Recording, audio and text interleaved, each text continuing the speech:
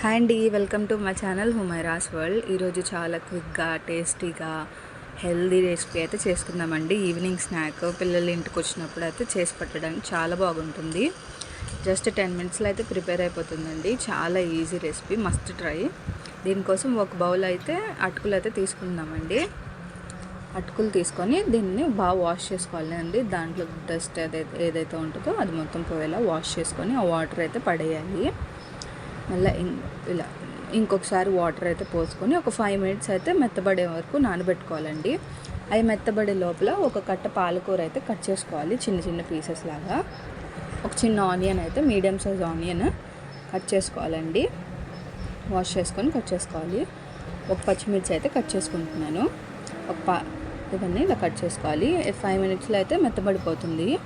ఇలా మెత్తబడిన తర్వాత ఆ వాటర్ అనేవి పారేయాలండి. పారేసి కొంచెం మ్యాష్ చేసుకోవాలి.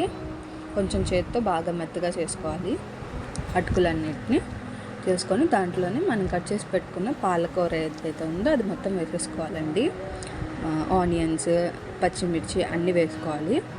దాంట్లోనే ఒక కప్పు శనగపిండి అయితే వేసుకుంటున్నానండి. ఒక చిన్న కప్పు శనగపిండి కూడా వేసుకోవాలి. ఒక స్పూను జీలకర్ర అయితే వేసుకోవాలి.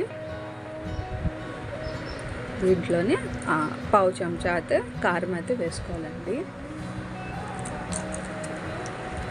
ఒక పావు స్పూను సాల్ట్ కూడా వేసుకోవాలి. వేసుకొని నీళ్ళు ఏమీ వేయకుండా బాగా ప్రెస్ చేసుకుంటూ కలుపుకోవాలండి. బాగా దాంట్లో వాటర్ అనేది ఉంటాయి కదా అటుకుల్లో, వాటితోనే కలుపుకోవాలి. నీళ్ళు వేయకుండా బాగా పిసుక్కుంటూ కొంచెం బాగా మ్యాష్ చేసుకుంటూ నొక్కుతూ కలిపితే పిండి ముద్దలా అయితే అవుతుందండి.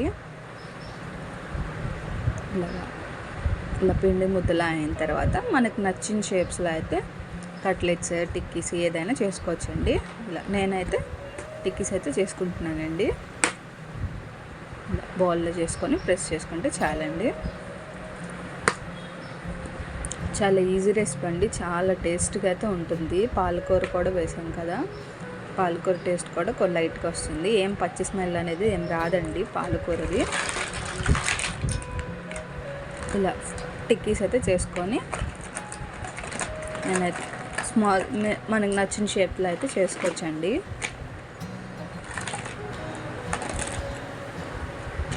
చిన్న చిన్న టిక్కీస్ అయితే చేసుకోవాలండి.